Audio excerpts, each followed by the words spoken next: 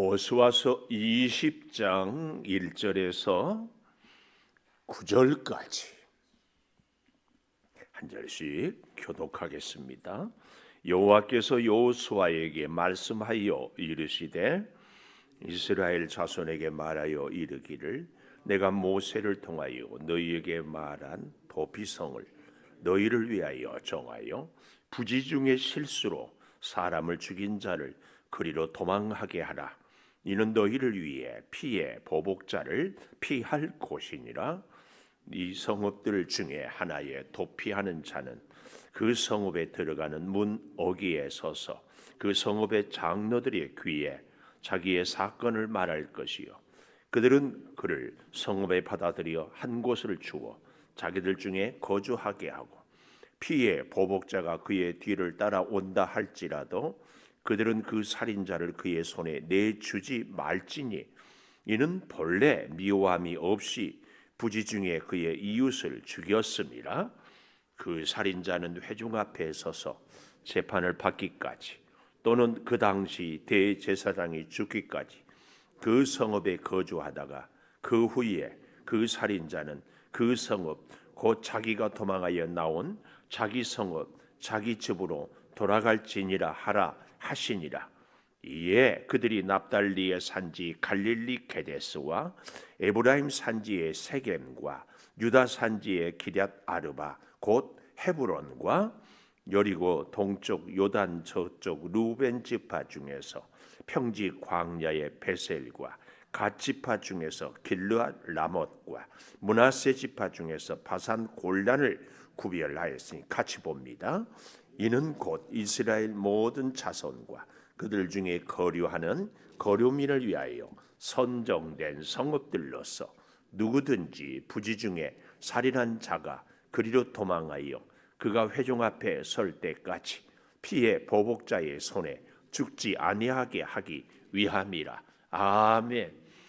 도피성에 대한 얘기, 사실은 이 여호수아 모세 시대에 우리가 세계의 역사를 보아도 함부라비 법전이라고 바벨론의 유명한 법전에 보아도 이 동해 보복형 이런 말씀 들어본 줄 믿습니다. 이게 뭐냐면 우리 성경에도 눈에는 눈, 이에는 이 이렇게 내가 당한 만큼 갚으라 이런 얘기를 하고 있습니다.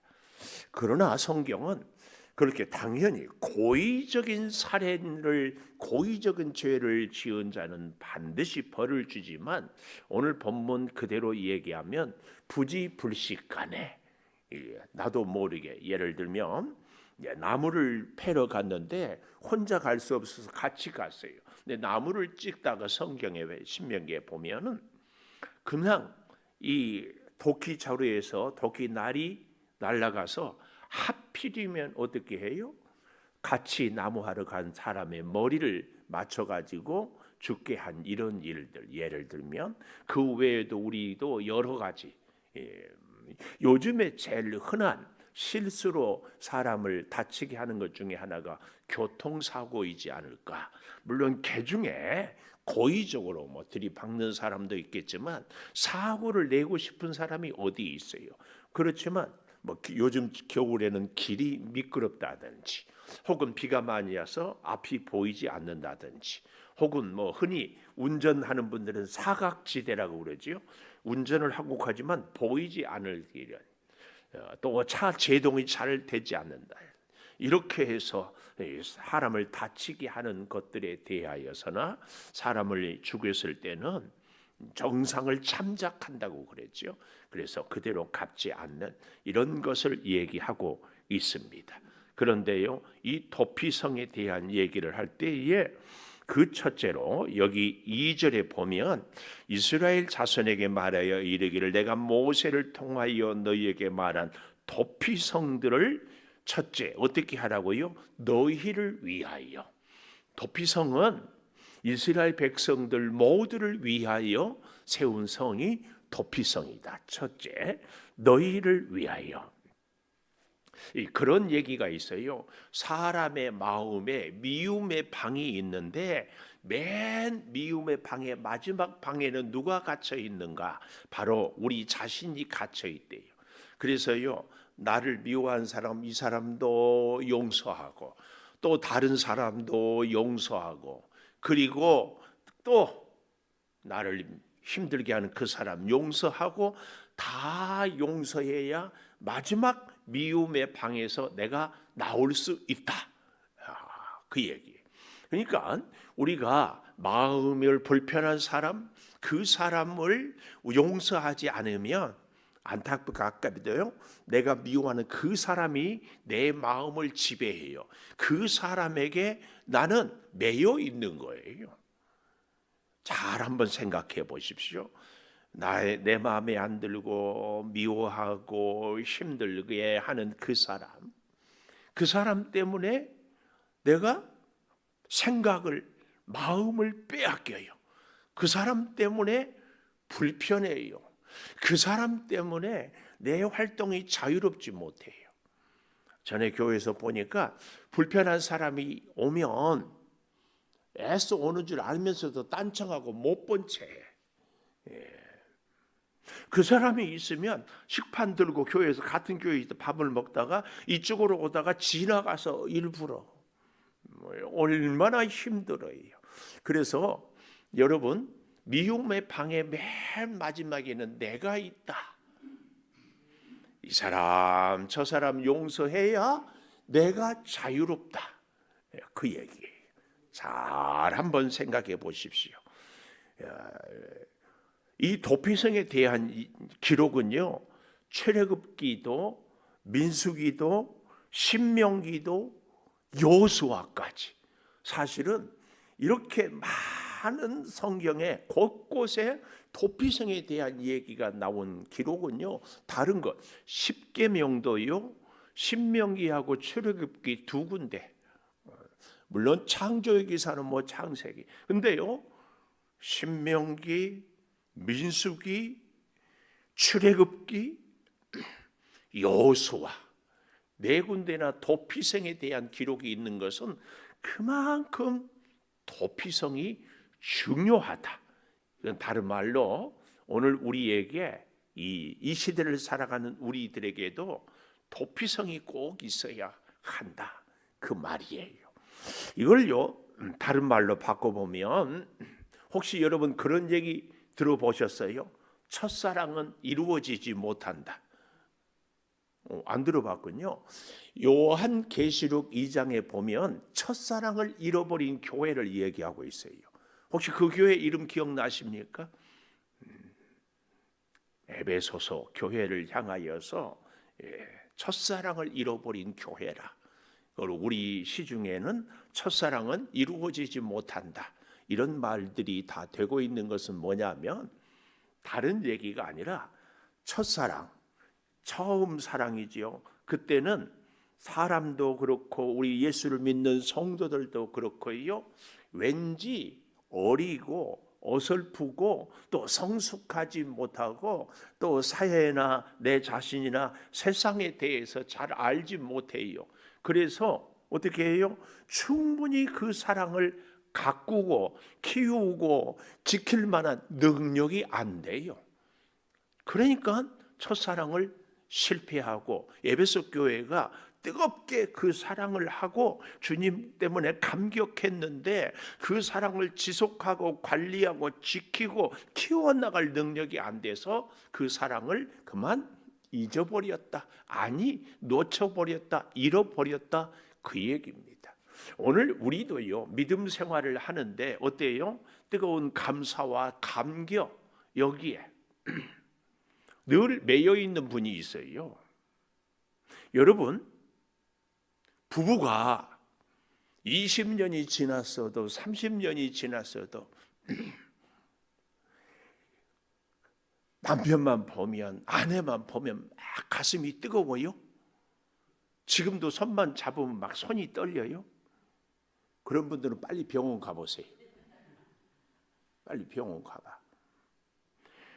한 20년 지나서 살면은요, 남편이 집에 들어오는데 아내가 내다본다 안 내다본다, 안 내다봐. 다녀오셨어요? 인사한다 안 한다? 남편이 들어오면서 섭섭해가지고 사람이 와도 아는 체도 안 하니까 안 하네? 그러면 부인은 뭐라 그래요? 내가 놀아? 이게 정상이에요. 이게 정상.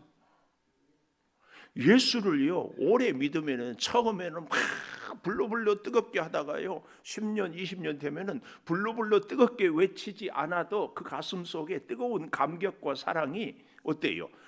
모닥불 갖다가 장작불 같이 깊은 감격과 감사가 있는 거예요.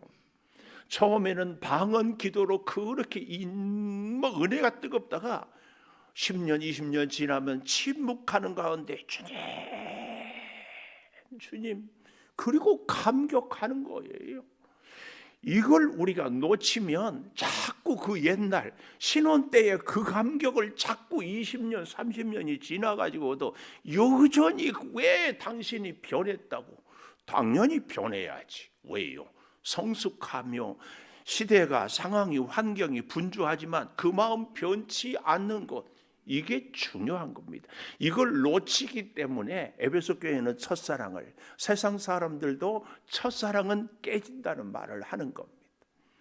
오늘 정말 잘 오셨어요. 오늘 이 도피성에 대한 얘기를 잘 알지 못하면 우리의 신앙이 늘 제자리에 머물러 있어요. 가나안 땅을 젖과 꿀이 흐르는 땅이라고 그러죠? 아니에요? 젖과 꿀이 흐르는 땅. 여호수아를 보면서 그래서 여리고성을 통하여서 어떻게 했습니까? 정복했어요. 그랬죠? 정복한 다음에는 뭘 했어요? 분배를 했잖아요. 분배. 아니 뭐 처음 듣는 얘기처럼 왜 그러세요? 여리고성 점령하고 아이성 점령하고 기브안에 속아가지고 화친하고 그 다음에 하나씩 했는데, 그리고 분배를 하는데 첫 번째는 모세가 요단 동편을, 여호수아가 요단강을 건너서 어디서? 길갈에서. 그래도 안 되니까 다시 실로에 와서 1차, 2차, 3차로 분배를 했는데 분배한 각각 지파의 땅을 거저 얻었다, 싸웠어. 그래서 어제 아침에 제가 싸움은 잠시도 멈출 수 없는 영적 싸움은 치열하게 날마다 계속해서 싸워야지, 기분 내킨다고 싸우고 기분 안 내킨다고 싸우고. 그래서 우리 영적 싸움의 가장 분명한 현 주소가 날마다 새벽 제단을 주의전을 찾아서 하는 것이 가장 확실한 방법이다. 물론 다른 시간도 기도해도 돼요. 다른 장소에서 기도해도 돼요. 그렇지만 하나님이 우리를 시간과 공간의 제약 가운데 살게 하는 것. 그런데 자 보십시오. 젖과 꿀이 흐르는 약속의 땅을 주었는데 정복하고 그리고 분배를 했는데요, 그 분배를 한 것으로 끝나는 것이 아니라 거기서 잘 누리며 살아야 젖과 꿀이 흐르는 땅이 되는데, 그 누리며 사는 것은 어디에 있다? 도피성에 있습니다. 이 도피성이 없으면, 예를 들어서 내가 어쩌다 실수해서 누군가를 죽였어요. 그 죽임 당한 사람의 가족이 가만히 있겠어요? 나는 한 번 죽였지만 저 사람은 둘 셋을 죽여야 직성이 풀려요. 그러면 이쪽은 가만히 있어요? 성경에도 베냐민 지파가 못된 짓을 해가지고 참 미가 이 못된, 그래서 사람 여인의 시체를 12조각으로 보내가지고 큰 내전이 생기잖아요. 이런 일들이 이 도피성의 교훈을 잊어버렸기 때문에 그랬어요. 그래서 여러분, 정복했으면 분배한 그 땅을 우리가 얻기 위해서는 영적 싸움을 가서, 유다 지파는 헤브론을, 베냐민 지파, 에브라임 지파 다 싸웠어요. 싸워서 차지했어요. 그러나 거기서 진정한 유다 지파의 땅이 르우벤 지파의 땅이 되기 위해서 함께 살기 위한 마지막 열쇠, 마지막 핵심은, 하이라이트는 뭐냐? 도피성이에요. 같이 서로 살기 위해서는 용서의 은혜가 없이는 절대로 그 성 안에서, 결국은 이걸 뭐래요? 자중질환이라고 그러죠. 내분이 일어나서 다 망할 수밖에 없어요. 예수를 우리가 믿는데요, 적과 꿀이 흐르는 우리의 인생에는요, 정복도 하고 분배도 하고 그리고 누리고 살 수도 있어야 되는데, 우리가 진짜 하나님의 은혜와 복을 누리기 위해서는 반드시 내 안에 도피성이 있어야 한다. 그 도피성이 뭡니까? 용서입니다. 용서. 그러니까 신혼 부부를 자꾸 얘기를 하는데, 그때는요 조금만 섭섭해도 여봐! 그럴 수 있잖아요. 근데 10년 20년 지나가지고도 여전히 조금만 마음에 안 들어도 소리 지르고, 이건 성숙하지 못한 거죠. 20년 30년이 지나니까 그 젊은 날에는 용서할 수 없었던 마음이 다 넓어져서 사랑하고 이해하고, 아이고 오히려 뭐라고 그래요? 내가 부족해서 내 남편이 내 아내가 저렇지. 그리고 나를 돌아보게 돼요. 그러니까 사랑이, 가정이, 부부가 지켜지는 겁니다. 우리의 믿음 생활도요, 오래 믿으면 믿을수록 주님이 내게 베풀어 주신 그 사랑을 잘 가꾸어야 합니다. 가꾸어야. 우리의 신앙생활이 이 땅에서 천국을 누릴 수 있는 마지막 열쇠는 용서입니다. 이게 도피성입니다. 용서하지 못하고 살아가는 사람이 있거든. 나는 아직 영적으로 성숙하지 못했다. 나는 미안하지만 내 안에 감옥이 갇혀 있어. 그래서 오죽하면 예수님이 우리에게 가르쳐 준 기도에도 우리가 우리 죄를 사하여 준 것 같이 우리 죄를 사하여 주옵소서. 이것은 내가 내 죄를 용서하지 못하면 나에게 다른 사람, 주님이 내 죄를 용서하지 않는다, 그런 차원이 아니고, 주님의 용서와 사랑을 받은 사람은 당연히 나를 아프게 하는 사람을 용서한다. 사울 왕은 다윗을 끝까지 미워하니까 실패한 왕이었습니다. 다윗은 그를 해하려고 한 사람들을 다 용서해서 주님 하나님께서 내 마음에 합한 자라고 했습니다. 가나안 땅이 젖과 꿀이 흐르는 이스라엘의 복지 땅이 복원이 되는 것은 마지막 활용점정이라고 그러죠. 용서의 삶을 살았기 때문에 그렇다. 이걸 꼭 기억하셔야 합니다. 그래서요, 여러분, 우리가 이 땅에서 천국을 누리는 것, 믿음의 수준, 축복의 수준, 은혜의 수준은 용서에 있다. 믿음의 수준은 용서의 수준입니다. 내가 장성한 믿음을 가졌습니까? 확실히 검증할 수 있어요. 얼마나 용서를 하고 살아가는가. 두 번째, 오늘 용서를 우리가 기억했다면 두 번째 3절에 보니까 이런 말씀이 나와요. 부지 중에 실수로 사람을 죽인 자를 그리로 도망하게 해서 너희를 위해 피의 보복자를 피할 곳이라. 피의 보복자를 피하게 한다. 꼭 기억하십시오. 누구를? 피의 보복자. 피해를 당한 사람이 내 아버지를, 내 형제를 죽였을 때 내가 가만히 있을 수 없어. 그 사람을 피하게 하는 거. 우리는 감정이 늘 앞세워요. 감정이. 섹스피어가 쓴 소설 중에 베니스의 상인이라고, 유대인이 얼마나 아주 징글징글하게 돈을 빌려주고 못 갚으면 어떤 수단을 통해서도 받게 하는데, 이런 계약을 했다. 만약에 돈을 갚지 못하면 너의 살을 한 근 잘라서 나에게 바쳐라. 근데 결국은 돈을 못 갚았어요. 그래서 살을 한 점 떼라고 한 건. 그러니까 어떻게 해요? 어쩔 수 없어서 재판장에게 재판을 부탁했어요. 이 돈을 빌려준 유대인은 살을 한 건을 뗀다. 어떻게 그럴 수가 있냐? 재판장이 그 판결을 내렸는데 이렇게 내렸어요. 살을 한 거는 떼에 가거라. 왜냐하면 계약을 그렇게 했으니까, 또 빚을 못 갚았으니까. 그런데 피는 한 방울도 흘리지 마라. 피는 거기 계약서에 없으니까. 그래서 살을 못 떼갔다. 이게 이제 베니스 상인 그 소설의 핵심이에요. 여러분, 소설이지만 사실은 우리가 내가 당한 만큼만 피해를 주고 내가 억울한 만큼만 하겠다, 그것은 아니에요. 우리 대한민국의 역사의 비극이 보수와 진보, 좌와 우, 너와 나 다 역사를 바로 세운다고 권력 잡은 사람들은 다 자기가 옳다고 그러는데 그런 사람이 어디 있어요?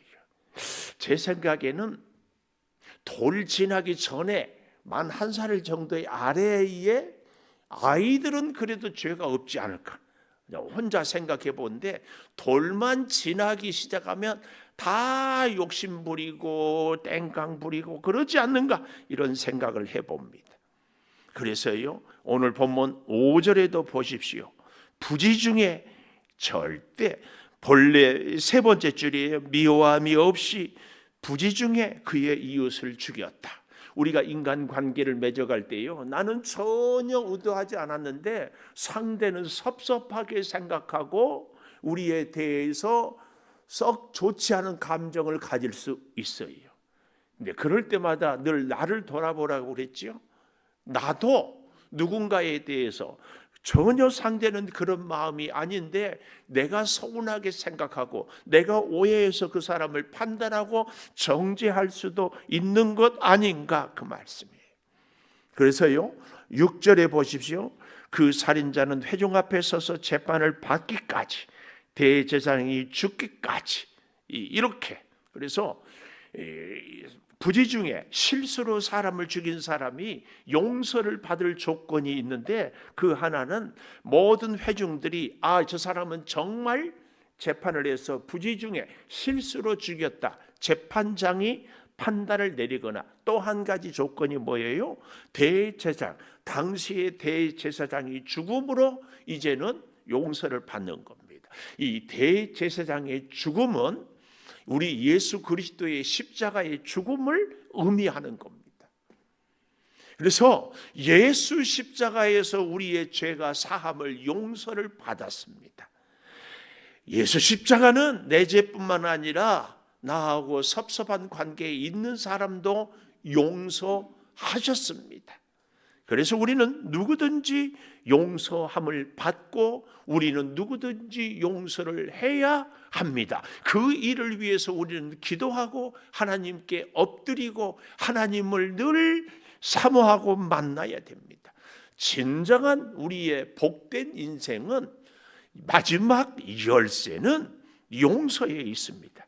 그래서요, 오늘 안식처의 은혜라는 얘기로 첫 번째 너희를 위하여, 두 번째 피해 보복자를 피하게 하라, 그리고 세 번째 7절에서 9절까지에 보면은 도피성의 위치가 나옵니다. 위치. 우리 방송실 지도 한번 펴주세요. 이 지도에 보면은 가운데 갈릴리 호수에서 밑에 사해까지 쭉 선이 있고 있잖아요. 이게 요단강을 내려오는데 오른쪽에 요단 동편 세 지파, 왼쪽에 또 도피성 3개 이렇게 있는데, 도피성은요, 이스라엘 백성들이 다 아는 유명한 도시, 우리로 말하면 서울, 부산 뭐 이런 것처럼 유명한 도시, 또 이스라엘 백성들이 어디서든지 하루길이면 달려갈 수 있는 곳에 다 세웠고, 또 이 도시들은 아주 높은 곳에 있을 뿐만 아니라 성경의 근거로 보면 대략 폭이 14m, 요즘으로 바라면 한 6차선 정도 되려나, 한 1차선이 한 2m 50 정도 이렇게 본다면, 이렇게 그 시대, 그리고 그 도로를 잊어버릴까 봐 뭐예요? 이정표를 어디서든지 누구든지 볼 수 있게, 그리고 1년에 한 번씩 도로가 패이지 않도록 다시 잘 보수해서 항상 언제든지 어디서든지 도피성은 누구나 잘 찾고 갈 수 있도록 정해놓은 곳이다. 그 얘기입니다. 우리 여기 여러분 맨 아래 왼편에 보면 헤브론 유다 지파 갈렙 알지요? 그 헤브론은 그 옛날 아브라함으로부터 있었던, 또 세겜 북쪽의 이 에브라임 지파의 중심적인 곳, 저 위에 게데스, 오른쪽에 골란, 길르앗, 나못, 베셀, 이런 것들도 다 그렇게 중요한, 이건 뭘 의미합니까? 도피성에 들어갈 수 있는 사람은 누구든지 어디든지 언제든지 다 찾을 수 있는 곳이어야 한다는 것을 가르칩니다. 오늘 살아가는 여러분, 우리는 주님의 용서함으로 이 땅에서 은혜를 받고 살아갑니다. 우리의 믿음의 수준, 우리의 축복의 수준, 우리의 은혜의 수준은 열쇠, 원칙, 기준이 있다. 뭐다? 용서다. 용서. 내 안에 도피성이 있어서 그 어떤 사람도 이러면 꼭 기억하십시오. 이건 내 의지로 용서된다 안 된다? 잘 안 됩니다. 아니, 불가능합니다. 그래서 주님께 용서의 힘을 달라고 기도하고 영적 싸움을 치열하게 싸우십시오. 다른 싸움은 몰라도 용서의 싸움. 기도하겠습니다. 감사합니다.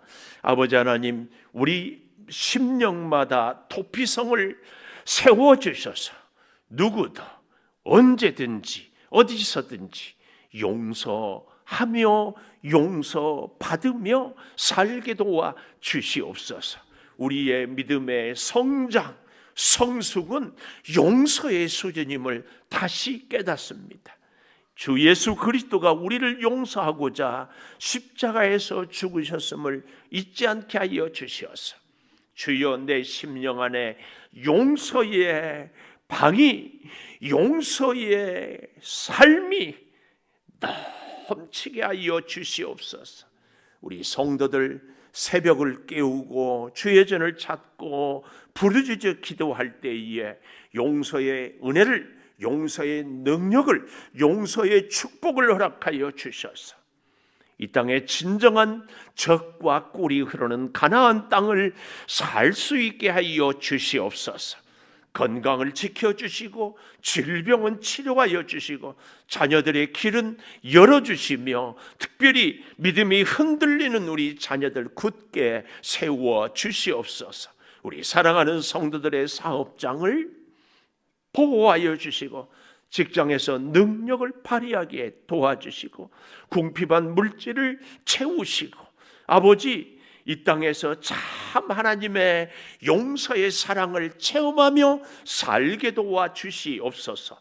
지금은 우리 주 예수 그리스도의 은혜와 아버지의 하나님의 무한하신 사랑과 성령의 감화 감동하심이 영원토록 함께 하시옵기를 간절히 축원하옵나이다. 아멘. 기도하십시다. 하나님 감사합니다. 주의 귀한 진리를 다시 깨달으며 주여 용서의 삶을